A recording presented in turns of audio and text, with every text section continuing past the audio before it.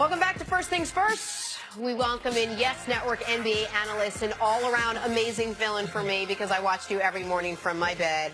Girl, Sarah, I like Sarah, these two, so but much. you are my favorite. So I'm thrilled that you're back. You're Literally, feeling good. if we talk about nothing else, birthday. I just want to marinate in this moment. That was so nice of you. Thank you so much. It's great to have you here. Well, thanks for having me. Different role. You're going to be our basketball guru now both right of us now. can be here together. Okay, perfect. Absolutely. It's great to have you. Thank you so much, Sarah. Thanks. Yeah, All right, let's talk about the Cavaliers. They kicked off a 5-game homestand last night, hosting the San Antonio Spurs. So LeBron and friends were excited to resume work on their group science project called chemistry. LeBron and friends need more work, apparently, on chemistry. They fell 110-94 to the Spurs last night. 33 points out of LeBron, but the rest of the team struggled on offense. Just 23% from three-point range. So the Cavs have now lost 2 out of 3 with this group. Sarah, I'll start with you. Do you think that there's a chance we may have all jumped on the Cavs bandwagon too soon with this new group of guys? No. I don't. I think we're exactly where we should be with this group when you look at a variety of different things. One, now they had won those first 4 straight, now lost 2 or 3, and we're like, oh no, are they not the team we thought they We're would the be? media. That's what we do. We're so good at it. And you got to love that. But you love what they've been able to do. First of all, you look at LeBron's comments after the game. What did he say? He said against Washington and against the Spurs, he said, I thought we played really well. I liked where our effort was at. The most important thing is where LeBron's mind is at. He is in an excellent place. I think the one thing we're going to continue to see 23 games left, 22, 23 games left for the Cavs is how they continue to figure out their rotations. Right now, Tyronn Lue's playing about 10 guys deep. That's obviously going to shorten when they get into the playoffs. But who is he using together? Who is he using in different spots? And when all of this happened, on top of LeBron having a better attitude, I love the fact that their pieces fit.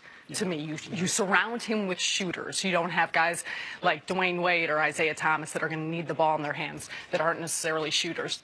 You surround him with shooters. You got a roll man and Nance. You got some of the other pieces that you could put in. But now it's how do they play together? And I think a lot of these young guys deferring to LeBron a little bit. I think they're a three-point shooting team. I don't have an issue with how many three-pointers they're taking, but I think a lot of these guys we're going to see start to figure out how to play make along with LeBron. It's not going to just be LeBron having to facilitate, having to create, having the ball in his hands. I think you're going to start to see guys, Jordan Clarkson's doing it, but George Hill taking more ownership in how he works the pick and roll, what he does. And I don't think you're ever going to see 4 other starters with LeBron scoring just 14 points in a game. I mean, I think that was an aberration of they had a poor shooting. Well, historically, this was the fewest points the other 4 starters have ever scored in a game in LeBron's career. Guy's played over 1,100 games. He's never had a game where the other guys in the starting lineup offensively played as poorly as the other 4 starters did yesterday. You alluded to it, and it's something I know you agree on, about the rotation. That Ty Lue, one of the things that he needs to get figured out or is trying to figure out with this group is the rotation. The hurdle there is, and the reason that I'm sure it's frustrating for Ty Lue, is what he could figure out the perfect rotation in a couple weeks. But it doesn't matter because once the playoffs come around, a guy who's not in the rotation right now, Kevin Love, is going to have the second most minutes. So that's something you have to juggle as far as if you're Ty Lue. How much time and dedication do I want to spend to figure out a rotation that becomes meaningless once the games actually matter?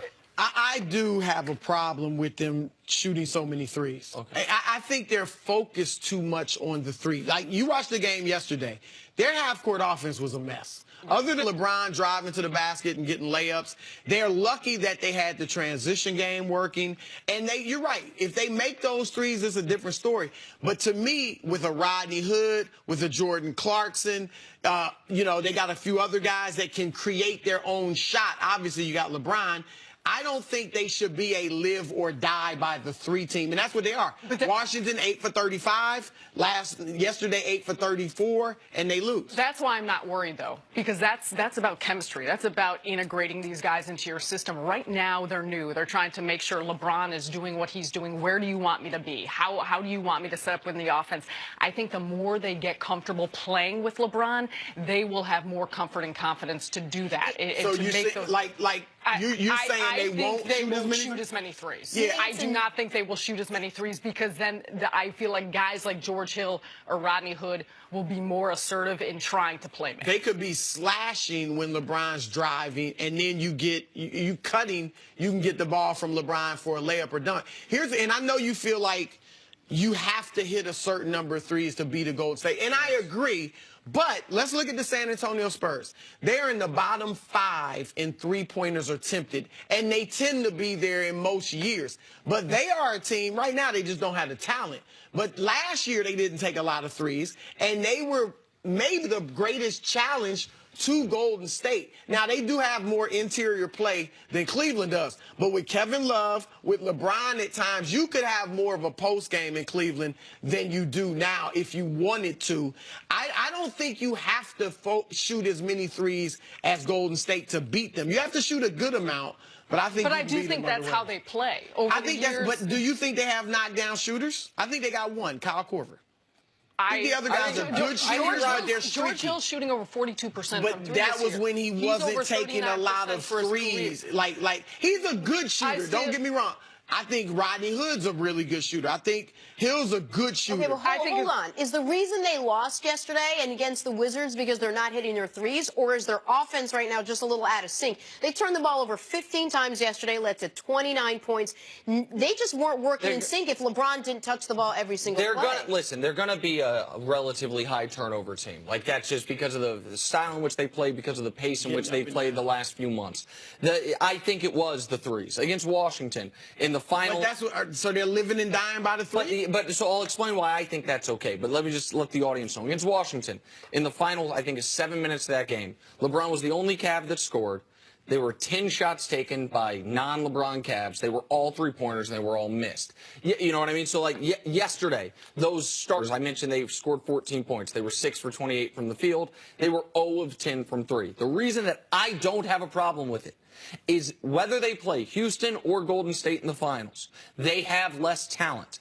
The only way I think they can win 4 games in that series is if 2 of those games they catch fire from 3. Like, I think that unless they are going to totally change the style back to the 2015 finals, where they are taking 20 seconds every possession, walking the ball up the court and trying to go bully ball with it. They haven't played that style of basketball since those finals. They only did it because of injuries. I think they have to add the variance of the 3. Couldn't agree with that more, because you ask about the bandwagon. I would say 85 to 90% of the people on the bandwagon don't necessarily think they're going to beat the Warriors. I think the Cavs now are by far the favorite in the East, but they are going to need hot shooting nights to be able to beat a team like the Warriors or Houston, whoever they face. I do think the one thing you need to watch out for, and the Wizards, I mean, when you watch how they've been playing lately and playing without John Wall, everybody's touching the ball. Everyone's, even if they're not getting shots, that's such a big part about, you say the offense is out of sync, Jen. I think that's an excellent point about how they've been. The Cavs offense is not moving the ball that well. A lot of it is sticking in LeBron James' hands. Well, and when you have the best player in the world, that's a part of what you're going to need to do. But for these guys to get comfortable, for them to feel comfortable to knock down shots, there's got to be a whole lot more ball movement, because it just makes you, as a player, it makes you feel more in touch with the offense, even if you're not putting up shots. All right, Sarah, stick around. Coming up, does the NBA have a Zaza problem? Yeah, I it does. think so. It does. We're just going to skip next segment. My toes on the line with the lead. Oh, man. Just want to find a used car without getting ripped.